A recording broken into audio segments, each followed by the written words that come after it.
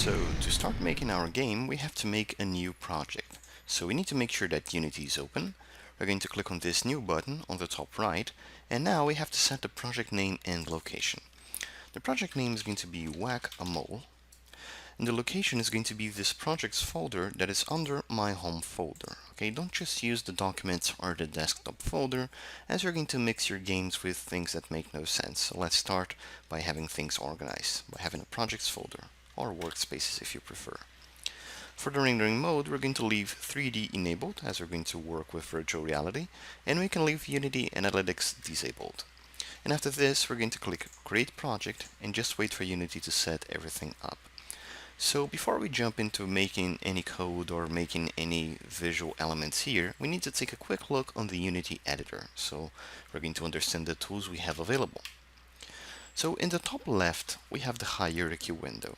This is basically going to list all the game objects that are in the scene. And a game object is the most basic entity when you're making a game. So that game object could be a light, could be a camera, it could be a player, a bullet, or it could be also something that is invisible. It could be something that controls the game. So it's basically a very simple entity there's going to be in your game. And in this case, we have two game objects already set for us. We have a main camera and we have a directional light. We're going to look at them shortly. If you look at the middle of the Unity editor, you're going to see the scene window selected here. And this window, this is like the gates for from the developer to the scene of the game, okay, to the virtual worlds that we're going to develop here. So this scene, this view that we have here, we can even look to the left, to the right, top, bottom. You can do this by just right-clicking with your mouse, and you notice that the icon changed. And if you drag your mouse around, you're able to look in the scene window. Okay, you can look to all directions that you want.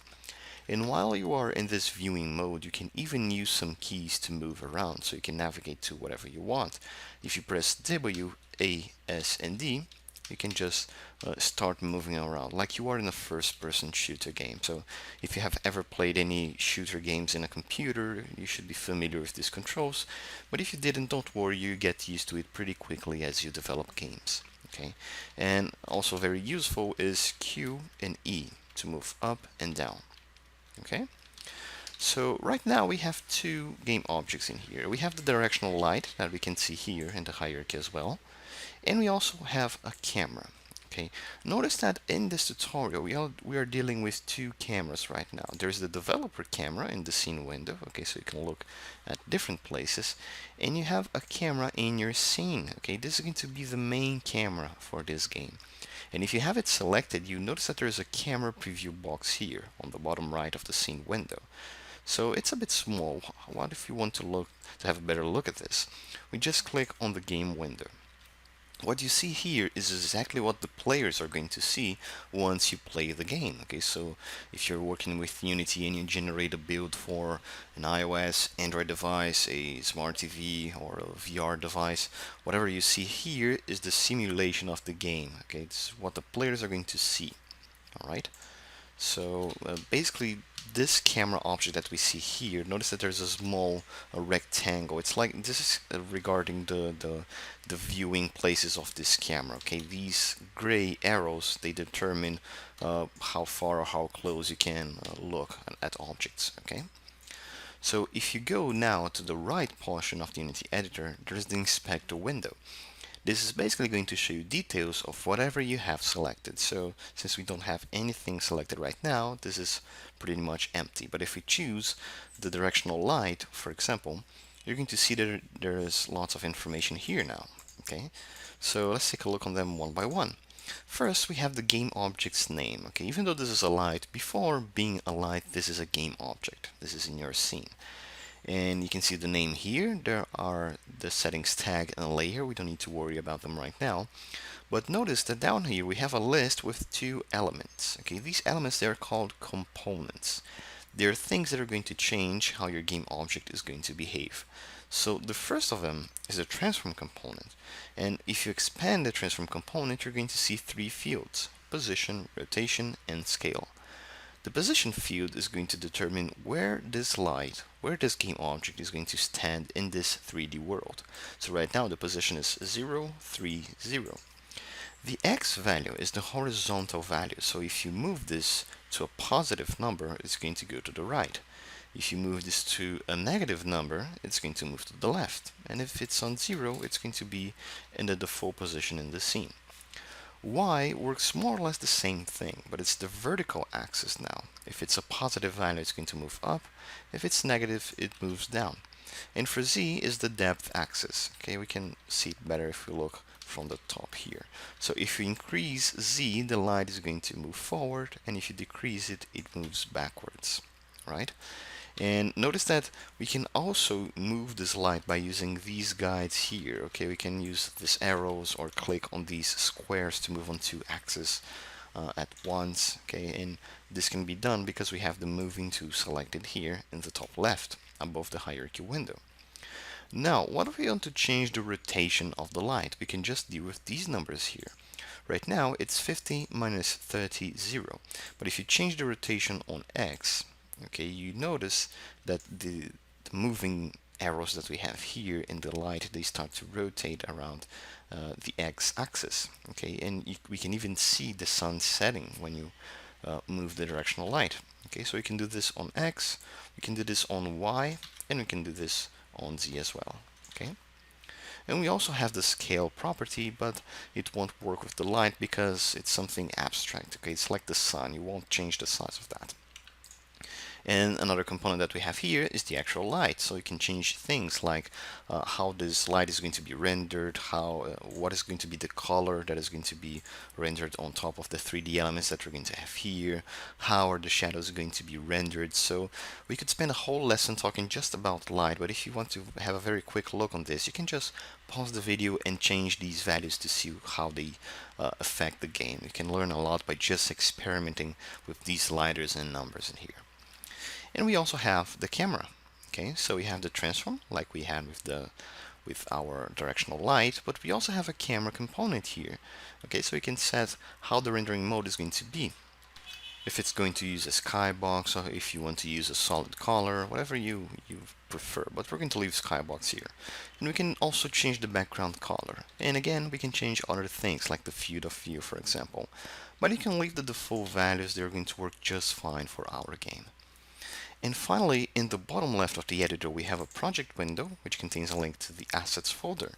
And this folder is going to contain all the files that are going to be used in your game. So there are going to be scripts, there are going to be audio, images, animations, 3D models, and lots of things are going to be present here. So basically files. It's a link between your project and external files.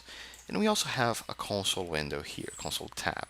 And here you can see information regarding the game in general. So if there are any mistakes that you made, if you made any mistakes in your code, or if there's an assignment that didn't work properly, if there are any warnings so we can optimize the code, or if you manually print information, it's all going to be in the console window.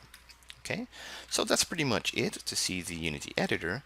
And now if you hit the play button, you notice that the editor darkens a little bit and the game window is automatically focused. Okay, so that means that the game is live right now. What you see here is what the players are going to see being executed in their phones or in any other devices. However, nothing special here is happening. We didn't implement the logic just yet, and also we didn't work on activating the virtual reality mode. So let's work on activating the virtual reality. To do this, for Google Cardboard, we need to go to this website, developers.google.com/VR/Unity. So you're taken straight to the Unity section of the VR. Okay, we have other platforms here as well, but Unity, since we're working with Unity, of course, we're going straight to this page. This page is filled with information regarding this SDK, so you can see the features, the limitations, what are the requirements that you're going to need to use this SDK. So it's important to take a quick look here and read all the information that we have here. Okay, and in the bottom of the page we have two important links. We have Unity API reference, which is going to list you info about the classes and properties, methods, and variables that you're going to use in this SDK. And we also have this link here, download the Google VR SDK for Unity. We're going to click it, and in this new page it's going to request us to download to clone the repository, okay, the Git repository for Google VR. But we're going to make things simple. We're going to click on this link here, GVR Unity SDK, to go straight to the GitHub webpage. And here we're going to click on Google VR for Unity.unity package. And after that, we just have to press the download button. So we're going to have the exact file that we need. And once we go to the downloads folder, we have this Google VR for Unity.unity package. So now we just double click it, wait for it to uncompress, and we're going to see this window in the Unity editor. It's the import Unity package. So Unity package files, they work like zip files. They are a collection of several other files, dozens and even hundreds of files. Okay, so we have images, scenes, audio, there are lots of things in here. And well, there's no need for us to work on these things from scratch. Okay, we already have a library available for us, so we don't need to worry too much about this. Okay, we just use it with no need to reinvent the wheel. Okay, so we need to make sure that all the folders are selected. They should be by default. And now we press the import button. So the package is going to uncompress and the necessary files are going to be added to our assets folder. And for any Unity version that you use, depending on the version that you are working and depending on the VR SDK that you're using, it might request you to import another Unity package just to ensure compatibility. And when it does, you just can accept that. You just press import package and wait for this uncompression to happen and press import again. And we should be good to go. We now have two folders, Google VR and plugins. If you go to the Google VR folder, there are going to be lots of other things here, like demo scenes, for example. This is interesting to see how it works. But we're going to the prefabs folder now, and we're going to use this prefab here, GVR Viewer Main. A prefab is a game object that has been saved for later reusing. Okay, so we don't need to set up an object to activate VR mode. It is already available for us. And to use this prefab in our game, we just have to drag and drop it in the hierarchy. So if you look at the hierarchy, we have this GVR Viewer Main Game object. You notice that it is blue because it's a prefab instance. Okay, it's a copy of this guy here. And if you look at the inspector, it's basically a very simple game object which contains the transform component and a GVR Viewer Script component. So you can change things here, like if you want to enable or disable the VR mode, if you want to change the screen size. Okay, for example, if you don't own a Google Cardboard but you still want to play the game, you can just disable the VR mode and use your device's gyroscope. Okay, and just by doing that, if you press the play button, we're going to see this window here. It's much different than before. Okay, before we had only one rectangle here that drew the game, but this time we have two. This is done by the VR SDK. If you look at the camera, it has been split into two cameras, the left one and the right one. That's why we have two, and it simulates. It gives us the illusion that we are in the virtual reality scene because we have one camera per eye, and they're set apart by a few centimeters. Okay, and to look around, you can just hold the Alt key and move your mouse to the left, to the right. Okay, it could be the Option key as well if you are on a Mac. So you just move left, right, top, bottom. Okay, you don't need to regenerate a build every time to test your game. You can do everything here in the Unity editor. And since we're going to work on a whack-a-mole game, it's interesting to have a crosshair, just to make sure that we're aiming at the proper places. And to activate a crosshair, we just have to go to Google VR, Prefabs, UI, and we're going to use this GVR reticle. We can just drag and drop it in the main camera. Okay, and if you play the game again, the reticle should be pointing to whatever you're looking. Okay, so we have this white dot here. Alright, so this should be everything that we need to work on. And in the next class, we should make a very simple scene. Okay, we're going to make a very simple table and a very simple mole that we're later going to hit.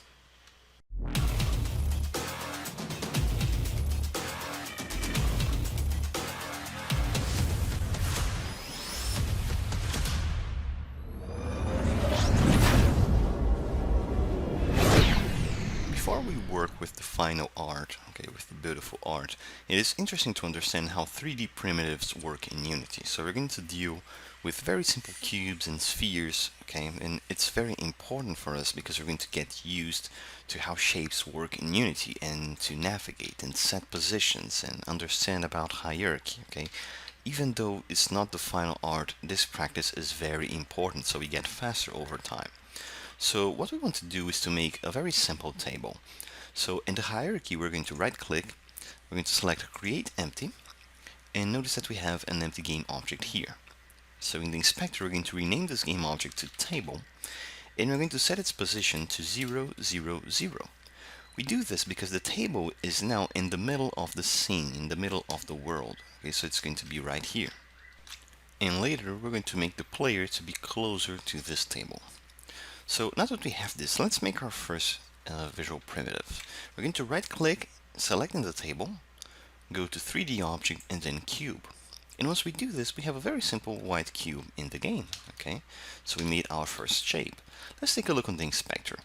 We have the transform component as usual. Almost all game objects contain this, and we have other components in here. We have a mesh filter, which contains the 3D data for the cube shape.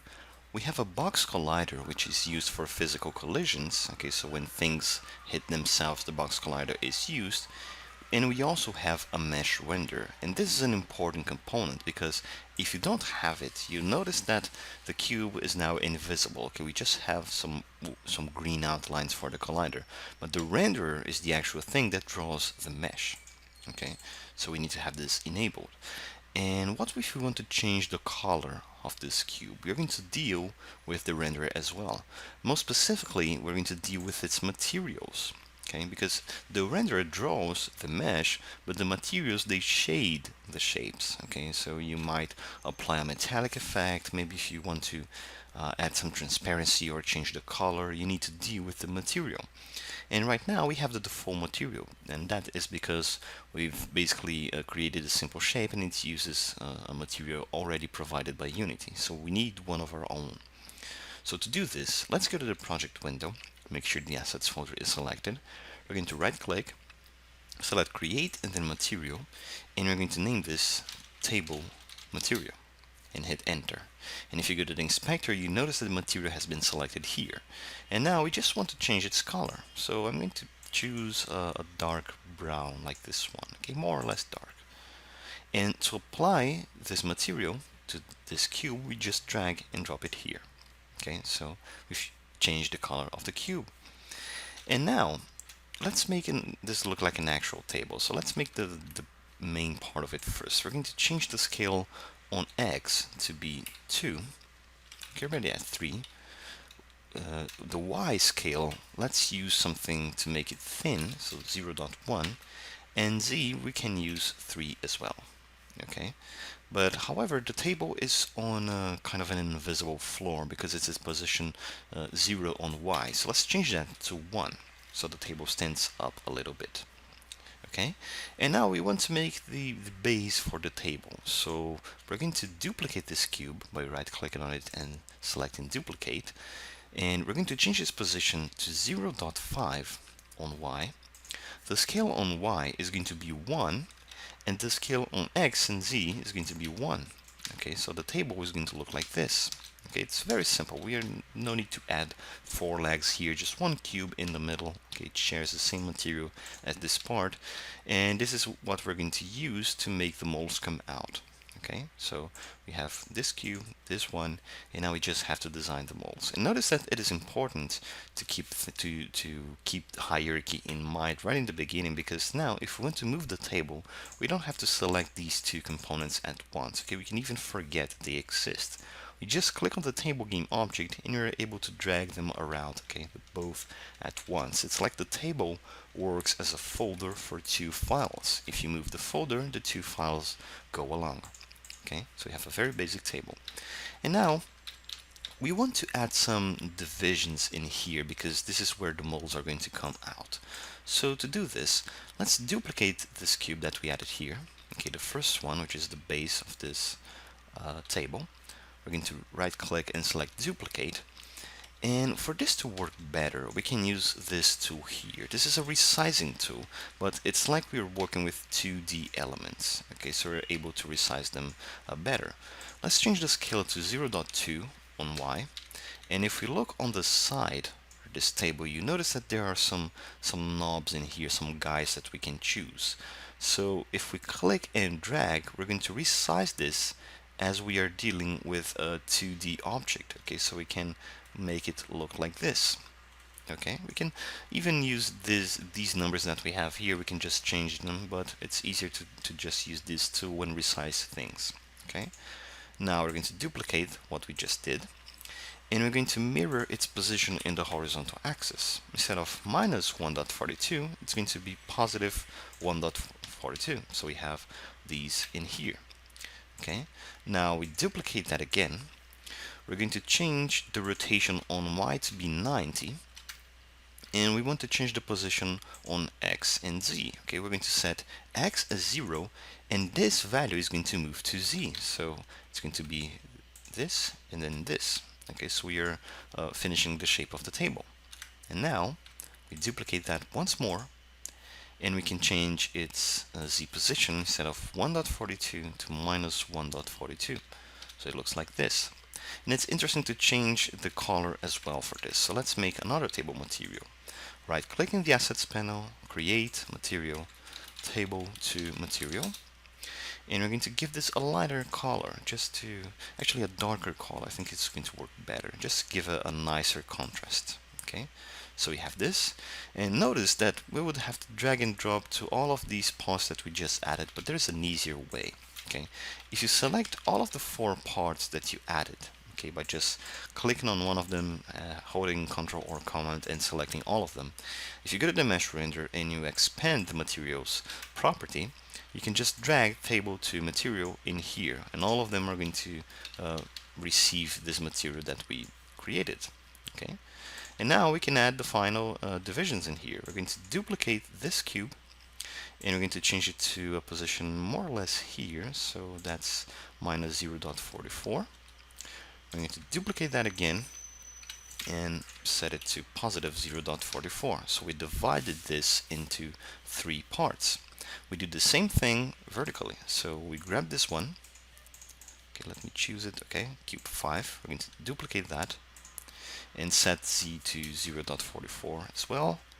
Duplicate that once more, and that's going to be minus 0.44. So we have some sort of checkerboard here, and these are the places where the molds are going to come out. Okay, so we are done with the table in here.